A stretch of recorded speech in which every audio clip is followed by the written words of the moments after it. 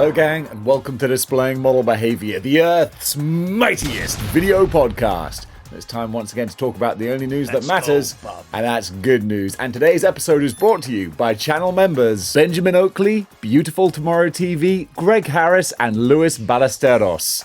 Thank you. Thank you. Thank you. Thank you! If you'd like to become a channel member, then you can do by, well, getting a channel membership. That's how it works, Dave.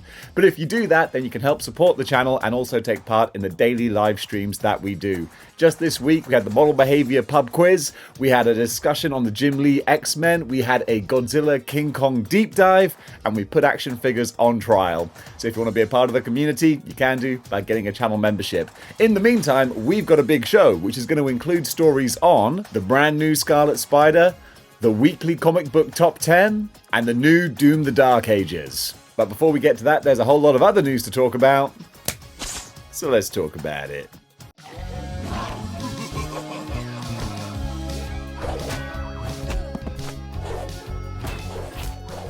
Up on Target as part of their haulathon, I think the final installment of haulathon now. It's at last on the books, in the pocket, and out of sight. We've got the NECA Dark Leonardo action figure. I don't know the history behind this. I think it's a newer character. Or why am I even spitballing? Turtles fans, if you know, you know.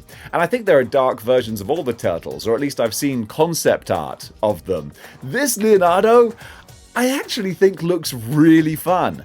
I would love it if these were like evil dark doppelgangers of the Turtles, because I realized what it was that first gave me the evil dark doppelganger like impression that now I'm like, I just think that's the coolest thing in the world. The real Ghostbusters had one of the coolest episodes where it was set the moment after the Battle of New York in 1984. They come back to the ghost house covered in ectoplasm marshmallow, throw their suits in a box, which then manifest into these dark, evil Ghostbusters. And I thought that was just the coolest thing ever. Then ever since, evil doppelgangers, that's just my jam. So Dark Leonardo, yeah, up on Target for haulathon, and I think he looks pretty wicked. Folks, time to take a quick pause for the cause and tell you about this channel's sponsor, Legendsverse. If you watch this channel, then you know what Legendsverse is. It's the one-stop shop for all of your action figure collecting, cataloging, and correlating needs. Not only that, but you can go back, way back into time, several decades worth, and see all the action figures that have come out for whatever your chosen brand might be. Which brands do they have? Oh geez, I don't know. How about McFarlane, Marvel Legends, Mafex, NECA, Mezco, Higher... Did they have Higher Toys? I don't know. I'll double check that. But they have Transformers, WWE, G.I. Joe Classified, Motu, SH Figure Arts, and a whole bunch of other ones. Mythic Legions, Cosmic Legions. So many toys. Black Series, Star Wars. There's still ones that I'm forgetting. Go check them out if you are an action figure collector and you want to keep track of your collection, but also find out what you're missing, what you want to get, make your want list, see how much your collection is worth, and also interact with the whole community. It's a great time. I'm so proud to have them as a sponsor for this channel. Go check them out, and when you do, tell them Dave sent you. Oh man, say his name and he appears. Just in the last episode, I was showing some previews of the Meti Toys War Bear. Well, they heard what I was saying and they were like, don't worry, Dave.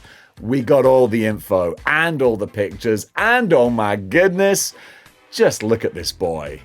This looks amazing. You want to upgrade your Ursa Major? Well, this dude might just do it. All the battle armor, as you can see, you can take it off. When I first saw a picture, just a little glimpse of it, I thought it was a bear standing next to a rack of ribs. But no, you can fully dress him up in all the armor and then have your Orky boys riding him. I really like the look of this. So it's up for pre-order now on Bombuzby. You can go check it out yourself. I've put all the information just below me as well, so you can see it at a glance. This looks like a whole lot of fun.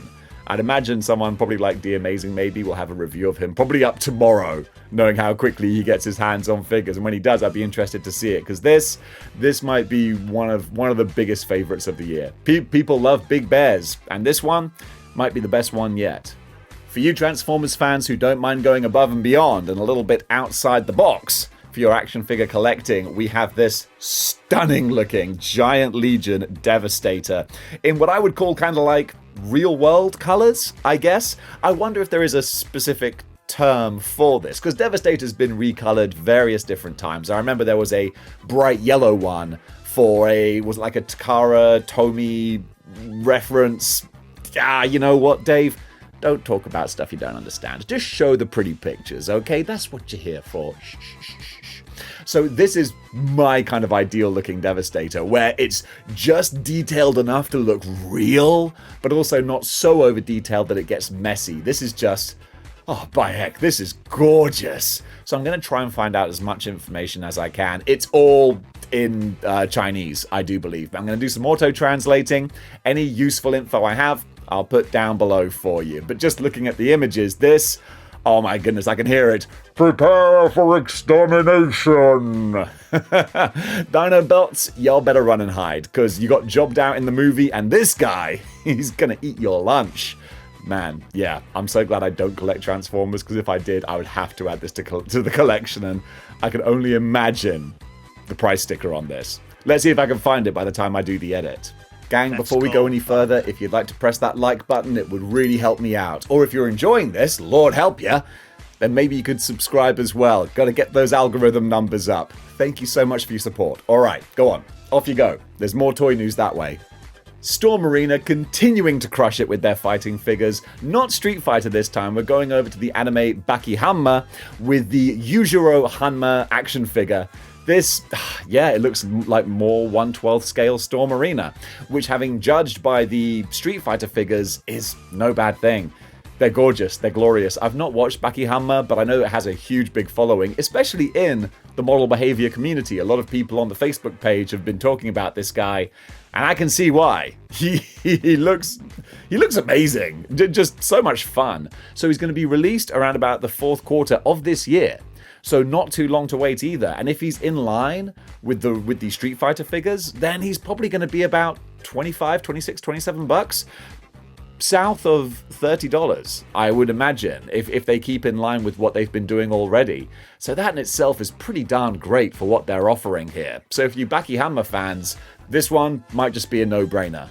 Mess Toys / CT Toys have revealed their Scarlet-Spider, which is going to be up for pre-order in July. Might even be available in July. It could be a quick turnaround. I've been messaged a lot by CT Toys asking me to do collaborations for them. They're like, hey, we'll send you free stuff. Just, put our information down below, and you can get like some of this money we're making. And I don't want to get on a high horse here, but I just don't feel comfortable with promoting these knockoff figures. You can argue that, well, it's not totally a knockoff because no one's done a Revoltech style Scarlet-Spider. Revoltech haven't done a Revoltech Scarlet-Spider. I appreciate that, but also Revoltech have put the money into making this design. And then CT Toys have just gone, yoink, I'll take that and make my own one. Like, I don't mind third-party figures. That's okay, but when you're just taking the mold from another company, it doesn't feel comfortable. So I don't want to sound like Johnny Morality over here, but I am just the paragon of virtue, clearly. So yeah, CT Toys, get out of my inbox. I'm not gonna shill for you. I will talk about your products, because guess what? People want to hear about them.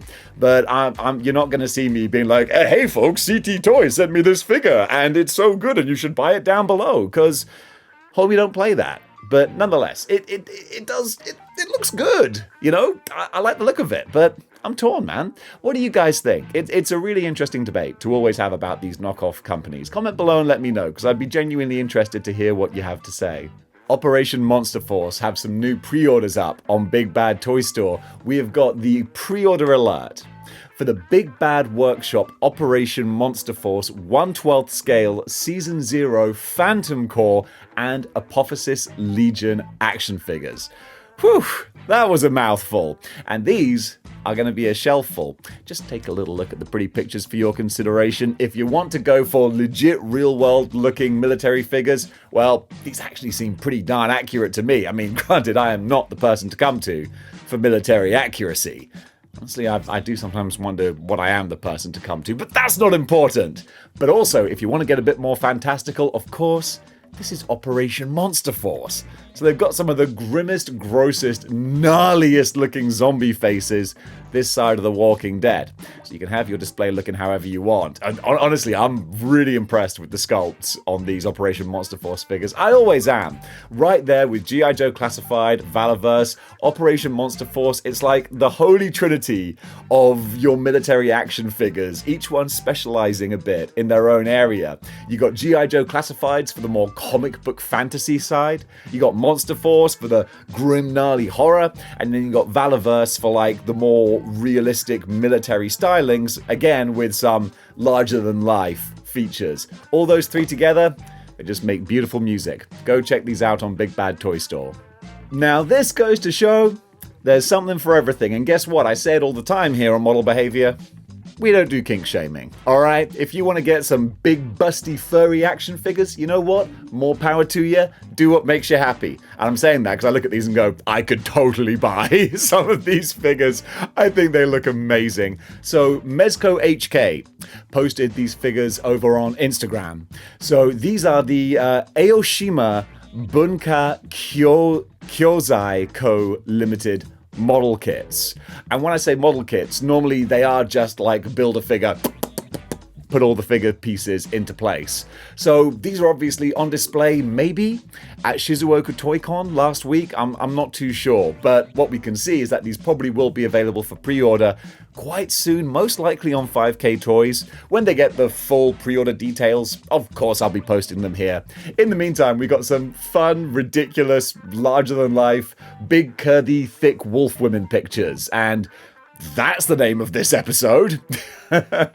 Or maybe not. I might go for something a bit more YouTube friendly. But then that's how I get ya. I get you with the Marvel figures, and then all of a sudden you're like, whoa, this was not what I expected from the video I clicked on. And I'm like, ah ha ha. Can't unsee it now though, can you? In comic book news, I'm going to go over the top 10 comics of the week. I've done this a couple of times and I want to try and do it more regularly. So Bleeding Cool News has the info, and I'm going to quote, because they put it very succinctly. So, in an unprecedented chart move, Invincible Universe Battle Beast #1 by Robert Kirkman, Annalisa Leone, and Ryan Otley, who I remember from Amazing Spider-Man, has smashed the sales of the usual chart topper Absolute Batman by Scott Snyder. So this is by 2.5 times the sales. So that's pretty amazing. For a non-Marvel DC book, a strong launch from Exquisite Corpses #1 sees Image Comics take 3 of the top 10, which is pretty darn good, I'd say, for Image Comics, with also Transformers in there as well. Then DC have 2 with Supergirl, and Marvel has 5 places, with Gwenpool launching as well. So the top 10, as it ranks, is Spider-Verse vs. Venomverse, issue #1. Then the number 9 spot, it is the aforementioned Gwenpool. Then Uncanny X-Men #14. At the number 7 spot, it's Transformers 20. Number 6 is Supergirl #1. Number 5, Exquisite Corpses. Then number 4, Godzilla vs. X-Men. I want to read that. Then number 3 is One World Under Doom issue #4. At number 2, it's Absolute Batman. And then finally, in that number 1 spot, Invincible Universe Battle Beast #1. Guys, let me know if you enjoy these little comic rankings for the week. I find it kind of interesting to see what's charting. Let me know your opinion on that. This August, the 20th, to be exact, Marvel are officially inducting Spider-Gwen into the 616 for a permanent stay of residence. Sounds awfully official, doesn't it? I wonder if she went through a visa application. I could give her some advice on that one. So Spider-Gwen has been ducking out of the 616 for the longest time, part of Spider-Verse and the Web Warriors, but now it seems like Marvel are doubling down. Just like they did with Miles Morales, they're saying, nope, you're a big franchise player, you need to exist in this universe specifically, or even exclusively. So she's getting a costume redesign and a brand new issue #1, and I'm gonna give it a go. I've always just kind of like ducked my toe into the Spider-Verse, but Gwen's a big character and it looks like they're going to be building a lot of the events of the Spider-Man universe around her, so August is going to be a good jumping on point. Marvel are also launching in August a brand new all-in-one focusing on The Thing, and this looks like a lot of fun because it features one of my favorite artists and a staple of my 90s childhood, big-ass splash pages. So let me give you a little rundown here. Marvel All-in-One launches in August of 2025, starring the ever-loving Blue-Eyed Thing. Still can't get over the fact that Thing has a normal-sounding voice in a new movie. I'll get used to it, but it is still weird. This is a bold new adventure, apparently, written by Ryan North and illustrated by Ed McGuinness, who seems to specialize in big, chunky characters. The comic features all splash pages and double-page art, which is a fun little gimmick. Reminds me of the death of Superman, in a cheerful way. The Thing faces the entire Marvel Universe after returning to find everyone turned against him. This 50-page one-shot promises non-stop action, epic battles, and classic Marvel spectacle. This has got Dave written all over it. Reviews for the new Final Destination movie are out, and I'm kind of excited for this one. I love just a good schlocky horror movie, and that's exactly what the Final Destination movies are.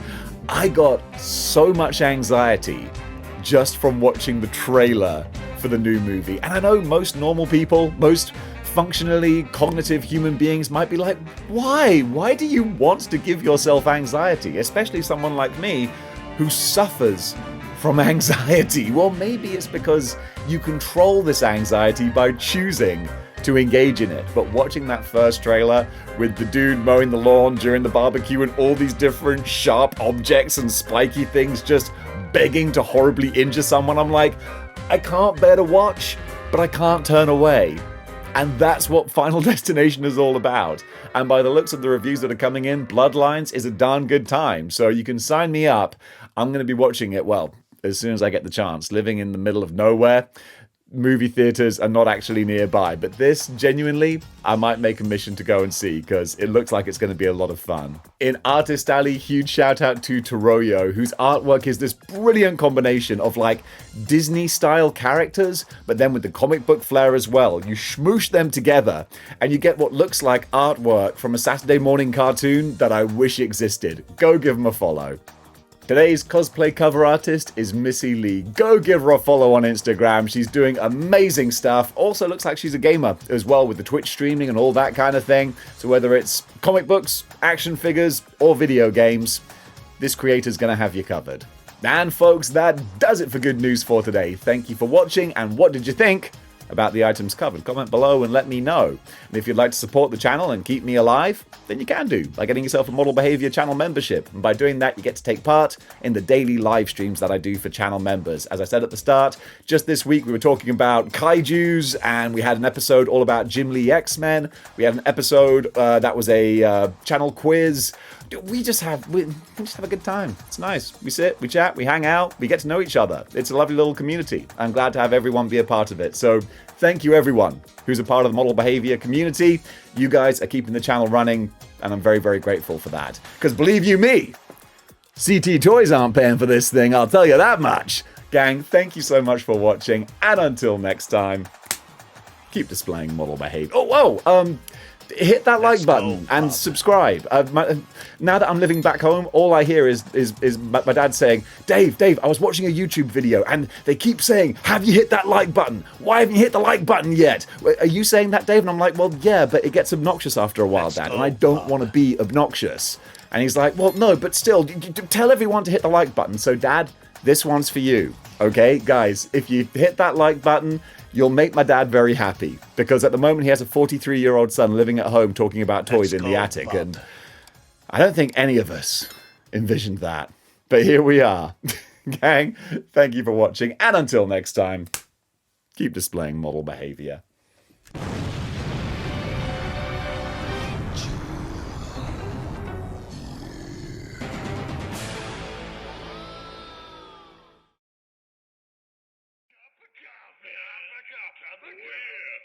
Coffee, big time.